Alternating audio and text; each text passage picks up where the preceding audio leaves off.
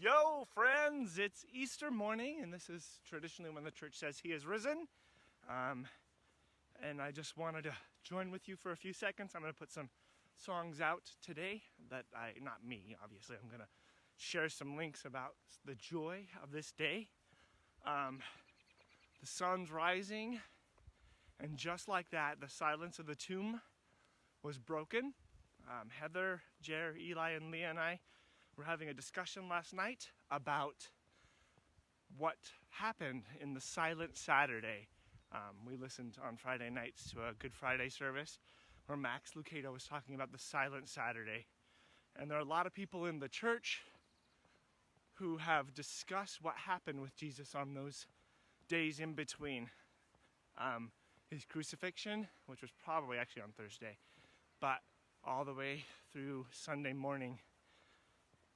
And while it seems like it's not super important, Heather was just discussing the idea that possibly during that time, and some of the creeds in the early church say that Jesus descended into hell to set the captives free. And I think what an amazing idea that not only did God himself come down to earth to take our punishment, and I tend not to fight with that idea because I know I'm a pretty awful person at times, and I know that everybody kind of feels that way, that we don't measure up. And maybe if you don't even think you're an awful person, you understand that you're not perfect and that you don't always have other people's best interests in mind. So it's easy enough to think about that Jesus died for our sin, but beyond that, if Jesus descended into hell, he not only died for our sin, but he died for us to live, not just for this eternal state, but the scripture in 1 Peter says that Jesus descended into hell. Well, not descended into hell. He went and spoke to people in spirit prison, which in my mind, because Hades, the word Hades means the place of the dead, and we often translate it as hell, but it's not clear in the scripture that, or even in history, that the early church, not even the early church, even the Jews didn't necessarily believe in a hell or a heaven. They just believed there was a place of the dead, and some of them actually believed that once you died, you just ceased to exist. Sorry, I'm getting cold.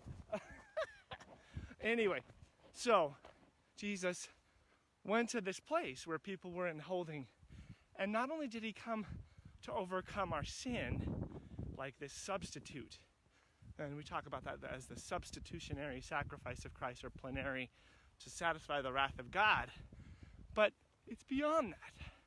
The whole story of redemption is about God restoring his creation to perfect union with him, like in the Garden of Eden.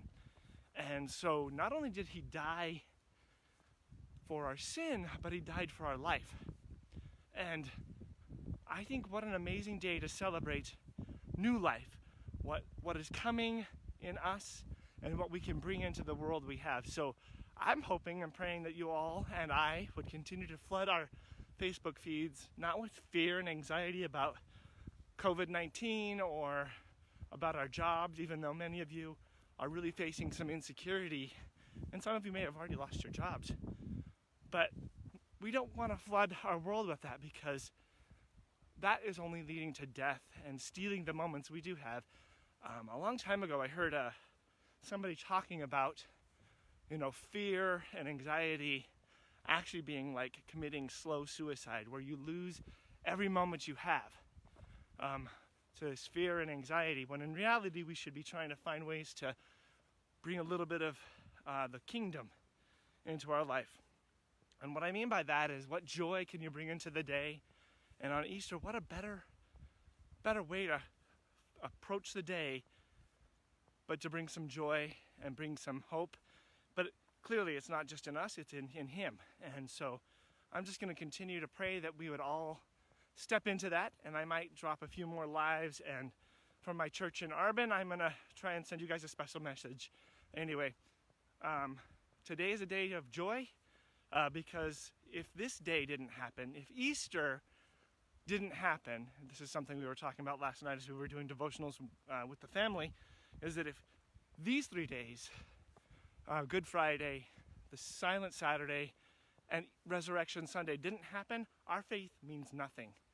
And quite honestly, as Paul says in the New Testament, that we are cursed among men because the hope we have is in nothing. So I want to talk about that just for a second, because anyone who does a little bit of research can not only believe, but have a great sense of assurance that the resurrection happened, that Jesus was a real man. And it's not about a testimony or a feeling or about anything like that. It's really about just a little bit of research. And history proves, and it's not like fake news proves, it proves in a way that's substantiated by just as much as we would know about Caesar. In fact, there's probably more evidence of Jesus' existence and even of his death and resurrection just by the sustaining of the Bible. Because if Jesus had not actually died and resurrected, how come we have this record? Because much of the New Testament, and they can prove this, was written at the same time as many of the people who would have been around when Jesus died and was resurrected was alive still. So the reality is because we have such a strong record in the Old and New Testament, mostly the New Testament because of the contemporaries of Jesus, because we have that, it is a strong assurance and strong proof that Jesus did die and resurrect, because who would be able to lie to your friends that are still alive, that knew Jesus, that were around when he was around? And there is more historicity. I hate to get down these kind of statistic rabbit trails, but there is more historical record for the existence of Jesus and his resurrection than there probably is for my own existence. There's a huge record in history, and I think it's kind of an amazing thing. Needless to say, it's not only do we have hope and belief, but we got to remember that our faith is not just a lever. I wrote this on Friday. It's not just a lever, it's a lens. We can view our life through a different perspective. Anyway, I'll probably drop some more stuff. Hope you all have a great day, and hallelujah, he is risen, and I pray that you can say he is risen indeed. And I cannot figure out how to shut this off anymore, and I don't know why.